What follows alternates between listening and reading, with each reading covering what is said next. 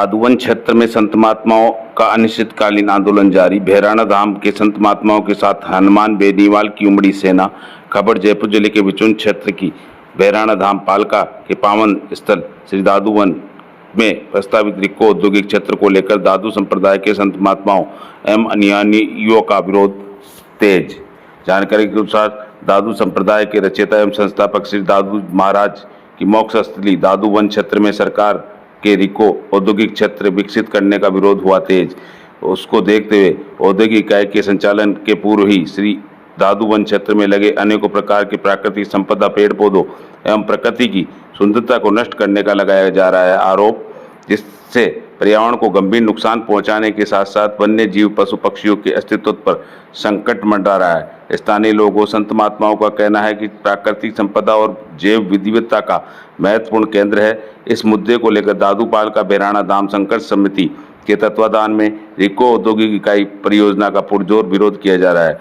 समिति ने इसे पर्यावरण, आस्था और सांस्कृतिक विरासत से जुड़ा गंभीर मुद्दा बताया है। इस दौरान समिति सदस्यों ने 27 मई को विवादित भूमि पर अनिश्चितकालीन धरना स्थल पर देश के प्रसिद्ध धार्मिक स्थानों की बड़ी संख्या में संत महात्माओं के साथ साथ प्रसिद्ध राजनीतिक नेता हनुमान बेनीवाल की सेना, बड़ी संख्या में स्थानीय के साथ साथ दूर दराज से आए संत महात्माओं से जुड़े भक्तों के साथ साथ क्षेत्रवासी शामिल हुए। आंदोलन के माध्यम से सरकार से इस परियोजना को रद्द करने की मांग की गई। समिति ने चेतावनी दी कि यदि मांगों पर ध्यान नहीं दिया गया तो आंदोलन को व्यापक रूप से जारी रखा जाएगा। संत समाज ने भी संकेत दिया कि देश भर से संतों एवं पर्यावरण प्रेमियों को एकजुट कर बड़े स्तर पर विरोध प्रदर्शन किया जाएगा। महात्माओं ने बताया कि दादुवन को दादू पंथियों का हरिद्वार माना जाता है। यह स्थल धार्मिक व आध्यात्मिक दृष्टि से महत्वपूर्ण है। यह हरियाली, शांति, प्राकृतिक वातावरण श्रद्धालुओं के लिए आस्था का केंद्र है।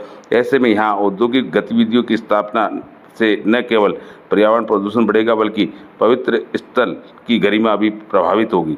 साथ ही हनुमान बेनीवाल के पहुंचते ही भव्य स्वागत किया गया। वहीं दूसरी ओर पंडाल में बैठे श्रद्धालु भक्तों और हनुमान की सेना का कुछ जोश अलग ही दिखाई दिया। और हनुमान बेनीवाल ने अपने संबोधन में भाजपा और कांग्रेस को एक थाली के चट्टे पट्टे बताते हुए कहा कि अनेकों प्रकार के आरोप प्रत्यारोप करते हुए कहा कि अगर ये धाम नहीं सुरक्षित रहा तो सरकार की ईंट से ईंट बचा देंगे। रिपोर्ट एपीबी न्यूज सांबरलेख। देखिए, हम हमारे एपीबी न्यूज के दर्शकों के लिए पहुंच चुके हैं भैराणा धाम, और भैराणा धाम में सज चुका है संत महात्माओं का अद्भुत दरबार।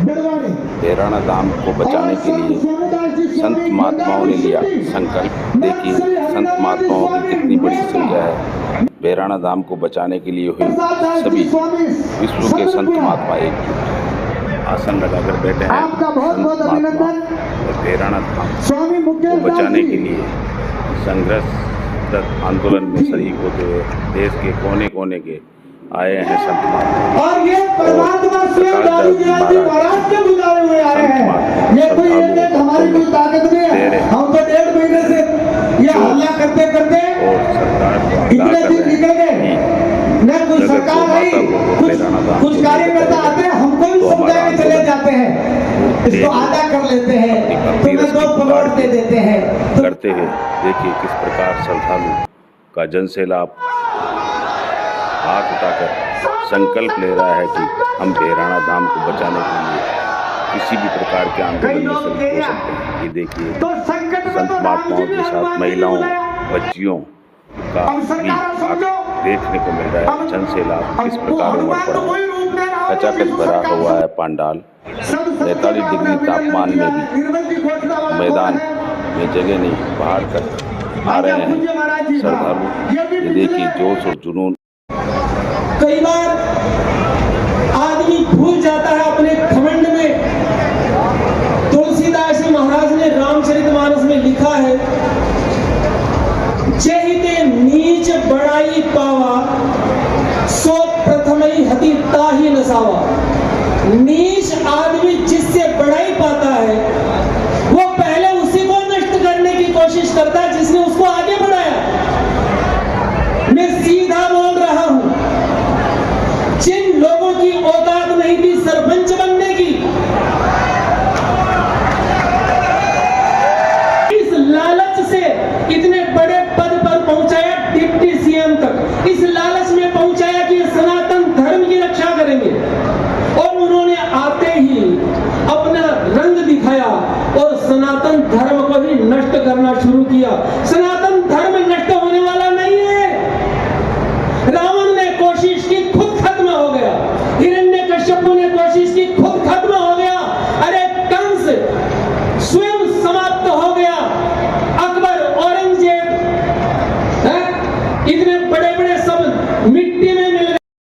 तुम्हारे भी खिलाफ बोले। तुम क्या करना चाहते हो अपने थोड़े से लालच को पूरा करने के लिए? अरे भूम अभियान डूब कर मरने की जगह नहीं मिलती तुम्हें। थोड़ी सी प्रॉपर्टी पाने के लिए तुमने यह भारत पाकिस्तान कर दिया। गांव के लोगों को जा जा करके भड़का रहे हैं। जब कुछ करने की औकात नहीं रही तो गांव के लोगों को जाकर के उनके जो फॉलोवर्स हैं संता के सामने बैठी है और संता की जगी पुकार है, जगी आवाज है, जगी आज वहां तक पहुंच रही नहीं है। लेकिन सरकार ने पतो नहीं है कि ये 3 हट हुए जब विकास करो घनी थाने जगह है। भैराणा धाम के स्वाभिमान अस्तित्व को बचाने के लिए आएगा वे सनातनी योद्धा युवा भाई बहन आप सब ने मैं आभार अभिवादन सादर हर्षमण जय गो माता जय गोपाल दादू संप्रदाय में बहुत उच्च कोटि में बाबा नाम अंकित है। लेकिन सिख जब भी होता है हो शाम हो कहीं भी हो, लेकिन वो अपने नित्यनेम के साथ विरोध क्यों नहीं किया महाराज जी को या महाराज जी के मठ महेंद्रगण और पीठाधीश्वर प्रणाम कोटि से वंदन करते हुए और राजनीति मंच नहीं है, ये संतों के हनुमान जी बेनीवाल का खुद का भाषण है कि मैं संतों का सेवक हूँ, संतों का दास हूँ। मुझे संतों की सेवा चाहिए, पर्यावरण की रक्षा करना चाहिए। यहाँ लाखों पेड़ काटे गए और कितने वनपक्षी थे यहाँ पर। ये भाई बगल में सोडा हाथ में गोंडी और चारू दशा जागिरी में है। इतनी सी जमीन से हमारा काम चलने वाला नहीं है।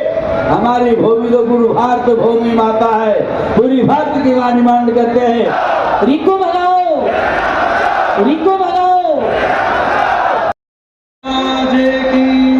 श्री रामदास जी महाराज की, श्री कबीर साहेब की, सभी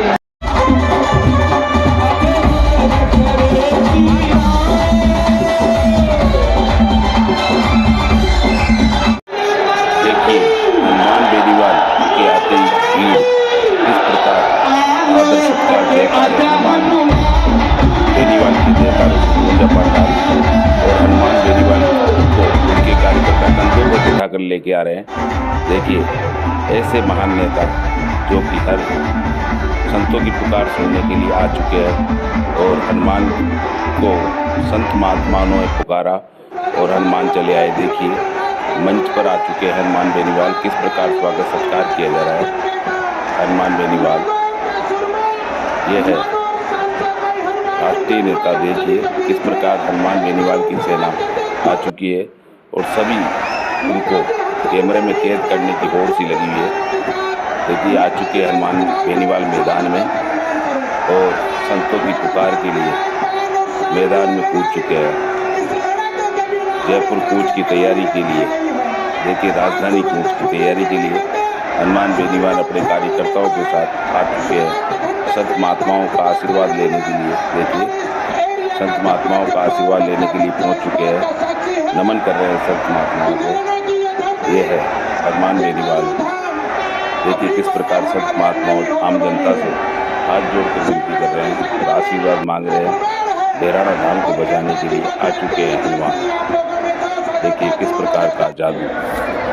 और इस तपती धूप के अंदर आपने संदेश दे दिया कि राजस्थान भी अब उन प्रांतों में शामिल हो गया तीसरी ताकत आगामी समय के अंदर, जिसका खामियाजा आने वाले 2, 3, 4 दिन में हजरत को भुगतना पड़ेगा। इतना विश्वास मैं आपको दिलाता हूँ। मैं दोबारा भाषण देने के लिए खड़ा हूँगा, उससे पहले आप अपने साधु संतों का इस बार सुनोगे ना, तो मैं ठीक है बीच में डिस्टर्ब मत करना, ठीक है आराम से। तो दादाजी स्वर्गदान हो चुका है।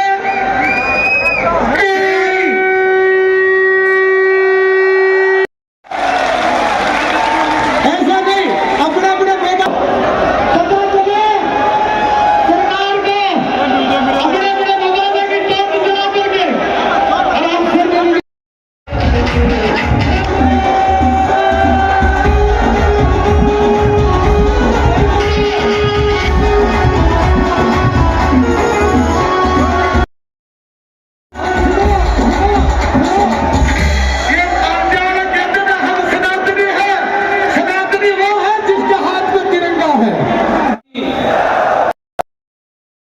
दी हुई जमीनें छीनी जा रही है। और तो और भैरवनाथ धाम का इतिहास नरेना के बारे में तो काफी जानता था और ये भी पता था कि नरेना के पास भैरवनाथ धाम है। लेकिन भाइयों, जब मैं आया था और आने के बाद जब भैरवनाथ धाम में ऊपर गया, दर्शन किए, निश्चित रूप से राजस्थान के अंदर आने वाले समय के अंदर धार्मिक आस्था के साथ बड़े पर्यटन का केंद्र कोई बन सकता है, तो भैरवनाथ धाम बड़े पर्यटन का केंद्र बन सकता है। और भैरवनाथ को बचाने के लिए राष्ट्रीय राज्य बदलनाथ से सेटिंग करके चलने वाले नहीं है। हम कोई शेखावाटी को कांग्रेस के नेता नहीं है, रात को जाके मिले, दिन में बैठकर घूमो करें। सीधी लड़ाई होगी, आर पार की लड़ाई होगी। या तो मूर्खाती राज समझ जाएंगे और इन साधु संतों की मान लेंगे, क्योंकि साधुओं से जो भी टकराया उसका अस्तित्व खत्म हो गया। मैंने बड़े बड़े नेताओं को साधुओं के कदमों में पड़े हुए देखा है। और ये सीधा सीधा जिस तरह वो सीबीएसई का एआई से कॉपी जचवाएंगे, उसके अंदर कितने बच्चों ने सुसाइड किया, किस दिशा में देश जा रहा है, किस दिशा में प्रदेश जा रहा है, आखिर कौन चिंता करेगा इस प्रदेश की। खुद के घर की तो चिंता सब करते हैं, अपनी टिकट की चिंता करते हैं। पैसा खाने के बाद 5 साल उस पैसे को बचाना, विदेशों में यात्राएं, होटलें, फार्म हाउस, और उसके बाद 4 महीने पहले आके ये भाषण बड़े बड़े विधानसभा में आरोप लगाना और रात को उनके कदमों में जाके पड़ जाना। ये धंधा चला है राजस्थान के अंदर, और इसीलिए राजस्थान में तीसरी ताकत खड़ी नहीं हुई। और जब तीसरी